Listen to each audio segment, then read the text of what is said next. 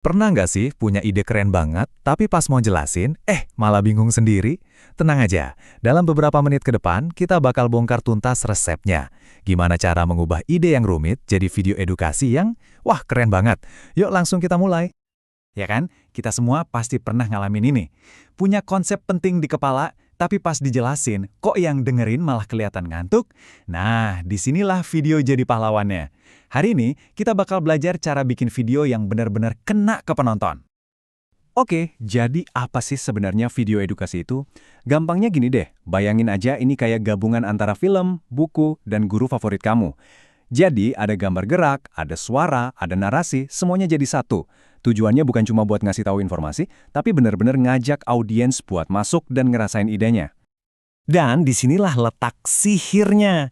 Video itu bisa loh mengubah data atau grafik yang rumit jadi cerita yang gampang banget diikuti.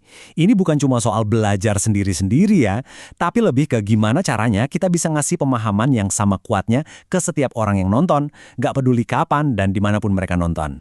Oke, sekarang kita masuk ke bagian yang paling krusial. Dan jujur aja, ini yang paling sering dilewatin orang, perencanaan.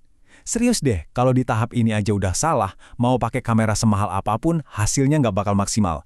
Anggap aja ini fondasi rumah. Kalau fondasinya nggak kuat, ya rumahnya gampang roboh kan?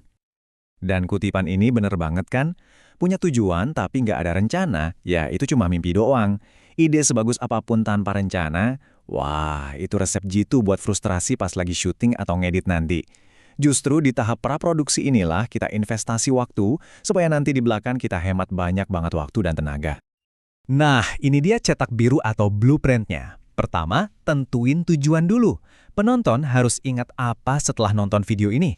Kedua, tuangin ide itu ke dalam naskah dan storyboard, biar kebayang visualnya.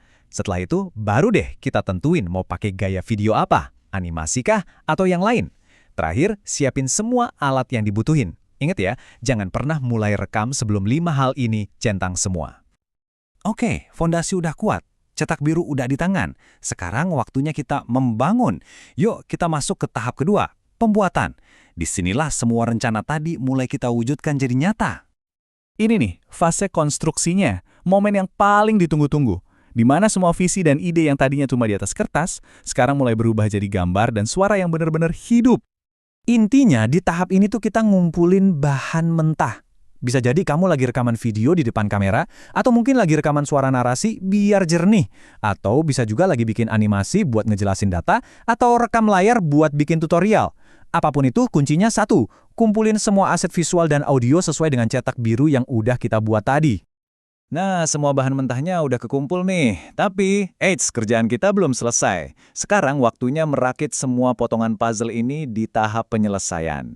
Disinilah kita bakal nyulap video yang tadinya bagus jadi luar biasa.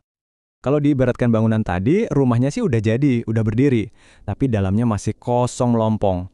Nah, tahap inilah bagian paling serunya, desain interior. Di sini kita mulai nambahnya pernak-pernik. Musik, teks, efek-efek kecil, sentuhan ajaib yang bikin penonton jadi betah nontonnya. Prosesnya gimana? Pertama, editing. Kita susun semua klip dan audio jadi satu cerita yang ngalir. Terus kita dandanin videonya. Tambahin teks, musik yang pas buat bangun mood, sama efek-efek lain. Kalau semuanya udah sinkron dan sempurna, baru deh langkah terakhir, ekspor jadi file video final yang siap dibagikan ke seluruh dunia. Prosesnya dari A sampai Z udah kebayangkan ya? Tapi proses yang bagus juga butuh alat dan teknik yang pas. Sekarang, yuk kita intip beberapa senjata rahasia yang bisa bikin video kamu langsung naik kelas. Ngomongin software, jangan pusing dulu. Kalau kamu masih pemula dan pengen hasil yang cepat tapi tetap keren, pakai Canva atau CapCut di HP aja udah lebih dari cukup, serius. Tapi, kalau kamu tipe yang perfeksionis dan butuh kontrol penuh buat setiap detailnya, nah Adobe Premiere Pro itu jawabannya. Kuncinya gampang, mulai dari yang simple, kuasai dulu, baru deh naik level. Oke, dengerin baik-baik. Saya mau kasih satu angka paling penting dalam dunia video edukasi. Ini bukan soal resolusi 4K, bukan juga soal budget jutaan. Angkanya adalah 3-7. Percaya atau enggak, angka ini bisa jadi penentu video kamu ditonton sampai habis atau malah di-skip. Yap, bener banget. 3-7 menit. Kenapa? Karena ternyata itu adalah sweet spot. Rentang waktu emas di mana otak penonton lagi fokus-fokusnya buat nyerap informasi baru. Jadi, hargai waktu mereka. Sampaikan poin utamamu di rentang waktu ini, dan mereka pasti akan suka. Terakhir, ini dia 4 tips pamungkas. Pertama, pakai bahasa yang simpel, jangan pakai istilah-istilah aneh. Kedua, dan ini penting banget, audio harus jernih. Penonton masih bisa maafin gambar yang agak goyang, tapi kalau suara kresek-kresek, wah mereka bakal langsung tutup videonya. Ketiga, kasih contoh dunia nyata, biar gampang nangkepnya. Dan keempat, selalu tutup dengan call to action. Ajak mereka ngelakuin sesuatu, entah itu komen, subscribe, atau kunjungi website. Nah, sekarang petanya udah lengkap di tangan kamu. Dari mulai bikin rencana sampai sentuhan akhir. Jadi pertanyaannya sekarang bukan lagi gimana caranya, tapi apa? Ide besar apa nih yang pertama kali bakal kamu jelaskan ke dunia? Selamat mencoba dan selamat berkarya!